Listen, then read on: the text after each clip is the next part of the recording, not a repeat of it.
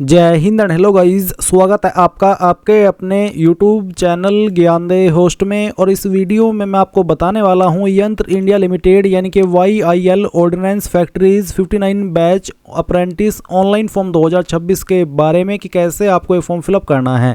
Guys इस video के अंदर आपको कंप्लीट जानकारी दी जाएगी जिसमें कि आपको अच्छे से बताया जाएगा स्टेप बाय स्टेप कि कैसे आपको इस फॉर्म को पूरा भरना है, जहाँ पर आपको सभी प्रॉब्लम के हल सहित पूरा प्रोसेस बताया जाएगा। तो वीडियो को आपको बिना स्किप किए पूरा देखना है। चलिए शुरू करते हैं। अगर आपने अभी तक वीडियो को लाइक शेयर नहीं किया हो तो कर दे और चैनल को सब्सक्राइब करके बेल आइकन ऑन कर ले। फिर गाइज जो लिंक मैंने आपको इस वीडियो को डिस्क्रिप्शन में दिया है आप ओपन करेंगे, आपको जानने को मिलेगा कि ये भर्ती 3979 पोस्ट पर निकाली गई है। एंड गाइज आप लोग इसके फॉर्म 1 फरवरी 2026 से लेकर के 3 मार्च 2026 तक भर पाएंगे।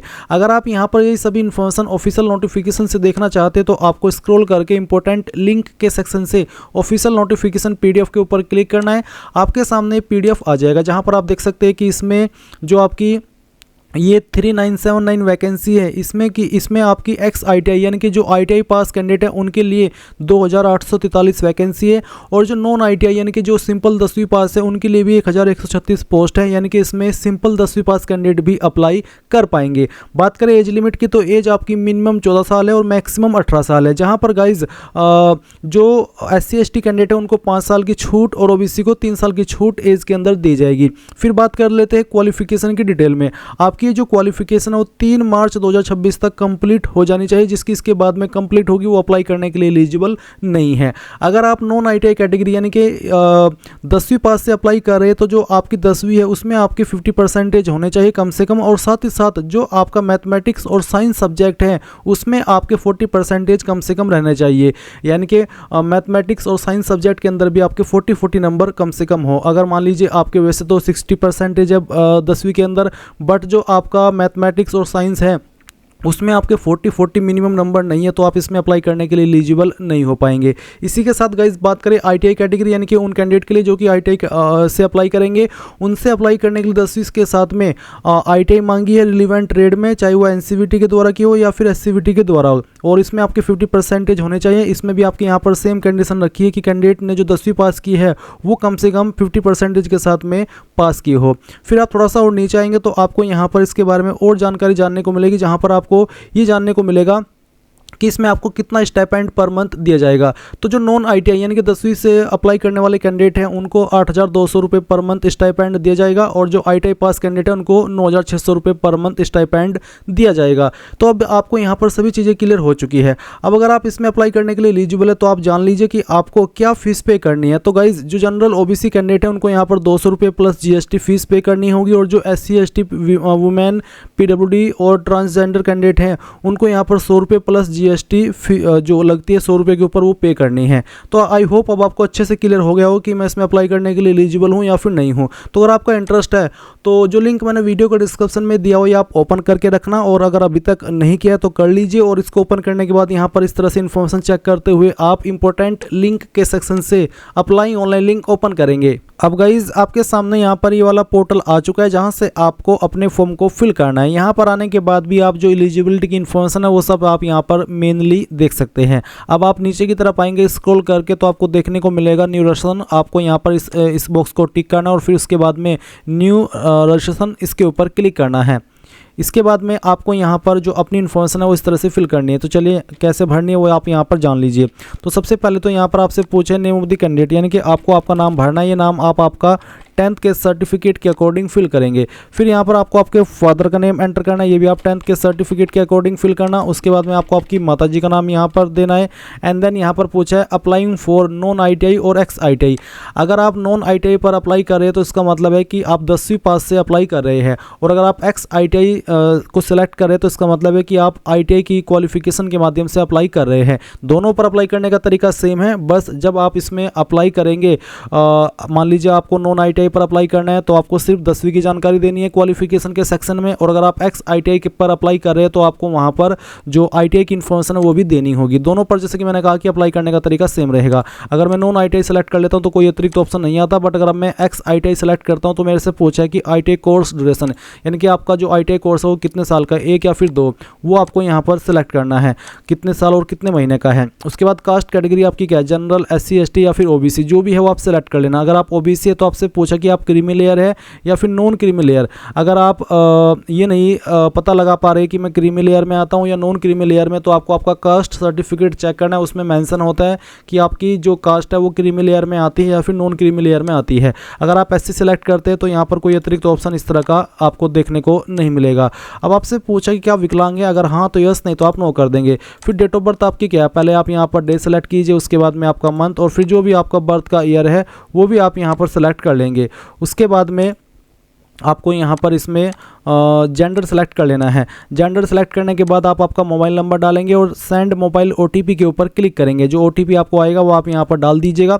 उसके बाद में आप यहाँ पर ईमेल ID डालेंगे और सेंड ईमेल OTP के ऊपर क्लिक करेंगे। जो OTP आएगा वो आप यहाँ पर इसमें डाल दीजिएगा। फिर आप ये सिक्योरिटी कोड डालेंगे। सभी जानकारी चेक करते हुए यहाँ पर आई एग्री के ऊपर क्लिक करेंगे और सबमिट कर देंगे। अब आपने जो भी जानकारी भरी है उसका प्रीव्यू आपके सामने है। आप एक बार फिर से इन सभी जानकारी को एक एक करके चेक कर लीजिए। जब आपको लगे कि सभी जानकारी सही है तो आप यहाँ पर कंफर्म के ऊपर क्लिक कर देना। कंफर्म के ऊपर क्लिक करने के बाद में जो आपका राशन का प्रोसेस है वो कंप्लीट हो जाएगा और आपके सामने यहाँ पर राशन ID और पासवर्ड आ चुका है। सेम इन्फॉर्मेशन आपको मैसेज और ईमेल के माध्यम से भी सेंड कर दी जाएगी। आप यहाँ से भी इसका स्क्रीनशॉट ले लीजिए, क्योंकि जैसे कि मैंने अभी आपको बताया कि ये बहुत ही इंपॉर्टेंट इन्फॉर्मेशन है। फिर आप यहाँ से ओके कर दीजिए। ओके करने के बाद में आपको यहाँ पर लॉगिन करने का जो इंटरफेस है वो देखने को मिलेगा। तो अभी जो आपको राशन ID मिली है वो आप यहाँ पर डालेंगे, अपना पासवर्ड डालेंगे जो अभी आपको मिला है, कैप्चा कोड डालेंगे और लॉगिन के ऊपर क्लिक करके लॉगिन हो जाएंगे। अब यहाँ पर गाइज आपको पासवर्ड चेंज करने को बोला है, तो आप पहले आपके राशन ID डालिए, फिर आपका डेट ऑफ बर्थ यहाँ पर सिलेक्ट कर लीजिए, फिर जो भी आपने पासवर्ड बनाया था या फिर कह लीजिए कि जो आपको मिला है, बेसिकली जो आपका पासवर्ड है जो अभी आपको फर्स्ट टाइम मिला है ईमेल के माध्यम से, वो आपकी DOB है, वो आप यहाँ पर डालेंगे और फिर आप एक न्यू पासवर्ड बनाएंगे। न्यू पासवर्ड आपका कैसा हो उसका आप डेमो देख लीजिए। पासवर्ड के अंदर इंग्लिश का कैपिटल लेटर कम से कम 1, स्पेशल कैरेक्टर कम से कम 1, स्मॉल लेटर कम से कम 1 और डिजिट, कुछ इस तरह का पासवर्ड आपको बना लेना है और उस पासवर्ड को दोबारा डाल करके वेरीफाई करना है एंड देन फिर आप सबमिट के ऊपर क्लिक कर देंगे। अब आपके सामने यहाँ पर जो कॉन्टैक्ट डिटेल है वो आ चुकी है। तो आपका जो पोस्टल एड्रेस है पहले आप वो भरेंगे। पोस्टल एड्रेस से मतलब है प्रेजेंट एड्रेस। तो जो आपका प्रेजेंट एड्रेस है वो आप यहाँ पर लाइन 1, 2, 3 के अंदर थोड़ा पार्ट आपके एड्रेस का डालेंगे। स्टेट आपको यहाँ से अपनी सेलेक्ट कर लेनी है, जो भी आपकी स्टेट है। जैसे कि चलिए मैं आपको यहाँ पर सेलेक्ट करके दिखा दे रहा हूँ। फिर उसके बाद में आपको यहाँ पर जो आपकी डिस्ट्रिक्ट है वो भी सिलेक्ट कर लेनी है। उस स्टेट के अंदर जो आपकी डिस्ट्रिक्ट आती है वो आप यहाँ पर सेलेक्ट कर लेंगे। फिर आपका जो पिन कोड है वो भी आपको यहाँ पर डाल देना है। इसके बाद आपसे पूछा कि परमानेंट एड्रेस सेम है जब हो, यानी कि अगर आपका प्रेजेंट एड्रेस और परमानेंट एड्रेस सेम है तो आप यहाँ पर इस बॉक्स को टिक कर देना। अगर अलग है तो नो करके अलग से अपना परमानेंट एड्रेस फिल कर देना और फिर सबमिट के ऊपर क्लिक करना। अब यहाँ पर आपके सामने कुछ ऐसा इंटरफेस आएगा। तो आपको यहाँ पर इसमें क्या करना है, अप्लाई एडिट के नीचे जो अप्लाई का ऑप्शन है इसके ऊपर क्लिक करना है। इसके ऊपर क्लिक करने के बाद यहाँ पर आपकी पर्सनल डिटेल कुछ भरी हुई है और कुछ अभी आपको यहाँ पर आगे चल करके भरनी होगी। जैसे कि एक सवाल आता है आपके सामने कि आइडेंटिटी कार्ड डिटेल में I have my Aadhaar card, I have Aadhaar enrollment ID, या फिर I do not have Aadhaar card and I do not enrolled for Aadhaar. तो बेसिकली अगर आपके पास आधार कार्ड है तो आप आई हैव माई आधार कार्ड इसको सेलेक्ट कर लेना और फिर अपना आधार नंबर यहाँ पर फिल कर देना। इसके बाद आपको यहाँ पर आपका फोटो अपलोड करना है जिसका साइज 20 से 70 KB के बीच में होना चाहिए और आपका कलर्ड फोटोग्राफ हो, 3 महीने से पुराना नहीं होना चाहिए और साथ ही उसका जो साइज हो कितना हो वो भी आप यहाँ पर देख सकते हैं। 3.5 सेंटीमीटर इंटू 3.5 सेंटीमीटर के साइज का रहना चाहिए। अब आप चूज फाइल के ऊपर क्लिक करेंगे और जहां पर भी आपकी यहाँ पर फाइल है फोटो की वो आपको सिलेक्ट कर लेनी है, उसको ओपन करना है। फिर आपको अपलोड के ऊपर क्लिक करना है और इसके बाद में आप यहाँ पर देखेंगे कि आपका जो फोटो है वो इस तरह से अपलोड होकर के आ जाएगा। फिर आप आपका सिग्नेचर अपलोड करेंगे। इसका साइज 20 से 30 KB के बीच में रखा है और कितने साइज में होना चाहिए वो भी आप देख सकते हैं। आपका सिग्नेचर व्हाइट पेपर पर ब्लैक या फिर ब्लू इंक पेन के द्वारा होना चाहिए। तो गाइज यहाँ पर मैंने सिग्नेचर की फाइल को सिलेक्ट करके उसको भी अपलोड कर दिया है। आप देख सकते हैं फोटो और सिग्नेचर दोनों अपलोड हो चुके हैं। अब आप नीचे सेव एंड कंटिन्यू इसके ऊपर क्लिक करेंगे। अब आपके सामने इस तरह से इंस्ट्रक्शंस आएंगे जैसे कि आप देख सकते हो और आपके सामने क्वालिफिकेशन का सेक्शन आ चुका है। तो सबसे पहले गाइज आपको यहाँ पर 10वीं की इन्फॉर्मेशन देनी है। तो 10वीं आपने किस बोर्ड के द्वारा किया है उस बोर्ड का नाम आपको यहाँ पर देना होगा। उसके बाद नेम ऑफ एजुकेशनल इंस्टीट्यूट यानी कि कौन से स्कूल कॉलेज के द्वारा आपने आपकी 10वीं की है उस स्कूल का नाम आपको यहाँ पर देना होगा। पूरा नाम आप यहाँ पर भर दीजिएगा। किस साल के अंदर आपने पास कर ली थी वो जो साल है वो आपको यहाँ पर सिलेक्ट कर लेना है। उसके बाद मैट्रिकुलेशन मार्कशीट नंबर क्या था वो आप यहाँ पर डालेंगे। मैट्रिकुलेशन रिजल्ट टाइप किसके अंदर आपके नंबर थे, मार्क्स या फिर CGPA या फिर ग्रेड। अगर मार्क्स तो आप मार्क्स सेलेक्ट करके यहाँ पर बताएंगे कि आपको कितने नंबर साइंस के अंदर आए थे, फिर आपको यहाँ पर बताना है कितने में से वो नंबर आपको आए थे। उसके बाद में आपको मैथ के अंदर कितने नंबर आए थे और कितने में से आए थे वो आप यहाँ पर फिल कर देंगे। फिर आपको यहाँ पर total marks obtained in all subject, सभी सब्जेक्ट को मिला करके आपको कितने नंबर आए थे वो आप यहाँ पर एंटर करेंगे और कितने में से आए थे वो आप यहाँ पर मैक्सिमम मार्क्स के अंदर एंटर कर देंगे। फिर आपकी परसेंटेज कैलकुलेट कर ली जाएगी। अब गाइज अगर आप ऐसी पोस्ट पर अप्लाई कर रहे हैं जिसमें कि सिंपल 10वीं पास से अप्लाई करने को बोला गया है, जहाँ पर सिर्फ 10वीं मांगी गई है यानी कि आप नॉन ITI है तो आपको सिर्फ 10वीं की ही जानकारी देनी होगी। और अगर आप एक्स ITI पर अप्लाई करें तो आपको यहाँ पर 10वीं के साथ में ITI की इन्फॉर्मेशन भी देनी है। यानी कि उन कैंडिडेट के सामने जो कि नॉन ITI है उनके सामने यहाँ पर ये वाला ऑप्शन नहीं आएगा। उनको बस जो मैंने अभी डिटेल्स फिल करके दिखाई है बाकी डिटेल्स भरनी है, बस ITI की इन्फॉर्मेशन नहीं देनी होगी। बाकी का इंटरफेस या ऑप्शंस बिल्कुल सेम रहेंगे जैसे कि एक्स ITI वालों के सामने होते या फिर नॉन ITI वालों के सामने होते हैं। अब आपको अगर आप एक्स ITI है तो बेसिकली आपको बताना ही होगा कि आप ITI कहाँ से किए हो। तो ITI पास ट्रेड पहले तो बता दीजिए कि आपने जो आपका ITI किया है वो किस ट्रेड के अंदर किया है, किस साल के अंदर आपने पास कर लिया था वो आपको यहाँ पर सेलेक्ट कर लेना है। सर्टिफिकेट नंबर डालना है। सर्टिफिकेट इश्यूइंग अथॉरिटी कौन सी है, NCVT है या फिर SCVT है, जिसके द्वारा भी किया है वो आपको यहाँ पर लिख देना होगा। नेम ऑफ द इंस्टीट्यूट, कौन से इंस्टीट्यूट के द्वारा आपने आपकी ITI की है वो आपको यहाँ पर लिख देना है। इसके बाद marks obtained as per consolidated marksheet in ITI यानी कि जो आपकी कॉन्सोलिडेटेड मार्कशीट है सभी ईयर की मिला करके आपको कितने नंबर आप आए हैं। मैं यहाँ पर ये डेमो के लिए नंबर फिल करके दिखा रहा हूँ, अब आपके रियल नंबर फिल करना। अब ये नंबर आपको कितने में से आए हैं वो आप यहाँ पर डाल दीजिएगा। परसेंटेज आ जाएगी और एवरेज परसेंटेज भी आपकी यहाँ पर आ जाएगी। अब आप सेव एंड कंटिन्यू इसके ऊपर क्लिक करेंगे। अब आपके सामने प्रेफरेंस डिटेल का सेक्शन है। तो यहाँ पर पूछा ट्रेड अप्लाइड फॉर, तो यहाँ पर मैंने फिटर पर अप्लाई किया तो मैं फिटर सेलेक्ट कर लेता हूँ। इसमें ऑप्शनल वर्कर का भी ऑप्शन है, तो अगर आप इसको भी प्रेफरेंस देना चाहते हैं अपने ट्रेड के अलावा तो वो आप यहाँ पर सेलेक्ट कर सकते हैं। अब आती है फैक्ट्री अप्लाइड फॉर, किस फैक्ट्री के लिए आपको अप्लाई करना है। ये सभी फैक्ट्री यहाँ पर मेरे सामने प्रेफरेंस में आ रही है, तो आपको आपकी चॉइस के अकॉर्डिंग इनमें से कोई भी एक फैक्ट्री सेलेक्ट कर लेनी है। उसके बाद आप सेव एंड कंटिन्यू इसके ऊपर क्लिक करेंगे। देन गाइज यहाँ पर डिक्लेरेशन आएगा। डिक्लेरेशन में आपको यहाँ पर आधार कार्ड या फिर आइडेंटिटी अपलोड करनी है, कोई अन्य। इसमें इसका जो फॉर्मेट है PDF, JPEG या फिर JPG का रखा है। साइज 100 से 200 KB के बीच में होना चाहिए। तो आप क्या करेंगे, चूज फाइल के ऊपर क्लिक करेंगे और जहां पर भी आपका आइडेंटिटी कार्ड है या फिर जो आपकी ID है वो आप सेलेक्ट करेंगे और उसको ओपन करके अपलोड के ऊपर क्लिक करेंगे। इसके बाद गाइज आपको यहाँ पर आपका जो 10th का सर्टिफिकेट है वो अपलोड करना है। इसमें बोला है कि मैट्रिकुलेशन या फिर उसके बराबर का मार्कशीट। बेसिकली आपको यहाँ पर पहले मार्कशीट अपलोड करना है एंड इसका साइज भी 100 से 200 KB के बीच में रखा है। आप फाइल सेलेक्ट कीजिए, जैसे कि मैं आपको दिखाता हूँ। चूज फाइल के ऊपर क्लिक करता हूँ और जहाँ पर आपका 10th का मार्कशीट है वो आपको यहाँ पर सेलेक्ट कर लेना है। तो मैं देखता हूँ कि मेरी मार्कशीट कहाँ पर मुझे शो हो रही है। वो मार्कशीट आपको यहाँ पर सेलेक्ट कर लेनी है और फिर उसके बाद में आपको इसको ओपन करना है एंड देन आप अपलोड के ऊपर क्लिक करेंगे। तो ये जो आपकी फाइल है वो यहाँ पर अपलोड होकर के आपके सामने आ जाएगी इस तरह से, जैसे कि आप देख सकते हैं।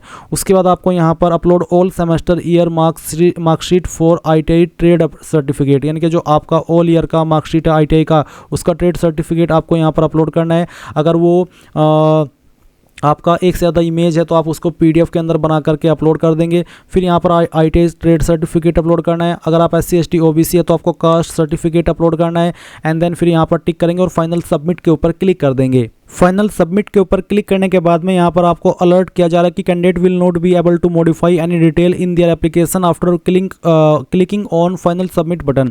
यानी कि आपको ये बोला जा रहा है कि अगर आप एक बार यहाँ से आगे बढ़ गए, कन्फर्म आपने कर दिया, तो फिर बाद में आप कोई भी जानकारी एडिट नहीं कर पाएंगे। तो अगर आप पूरी तरीके से श्योर है तो ही आप यहाँ पर कन्फर्म के ऊपर क्लिक कीजिए।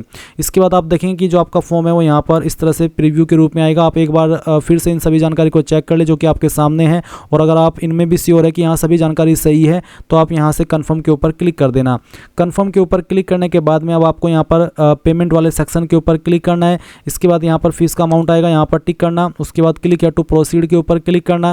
देन गाइज आपको यहाँ पर पेमेंट के पेज पर ट्रांसफर किया जाएगा। आप आपकी फीस इनमें से किसी भी माध्यम का इस्तेमाल करके जमा कर सकते हैं, जैसे कि credit card, debit card, SBI corporate credit card, banking जिसमें कि नेट बैंकिंग है, UPI है, वॉलेट्स या फिर NEFT। तो जिस भी माध्यम का आपको इस्तेमाल करना है उस माध्यम का इस्तेमाल करके फीस जमा कर दीजिए। जैसे ही आपकी फीस सक्सेसफुल हो जाएगी तो गाइज आपको इसी वेबसाइट के ऊपर डायरेक्ट किया जाएगा जहां से आपने फॉर्म फिल करना स्टार्ट किया, और आप प्रिंट वाले सेक्शन में जाकर के अपने फॉर्म का फाइनल प्रिंट आउट ले पाएंगे। अगर प्रिंट लेने में कोई इशू आए तो आप कमेंट के माध्यम से पूछ लेना। और इस प्रकार से गाइज आप लोग यंत्र इंडिया लिमिटेड यानी कि YIL ordnance factory apprentice online form 2026 भर पाएंगे। आई होप ये प्रोसेस आपको पसंद आया होगा। So thanks for watching. जय हिंद।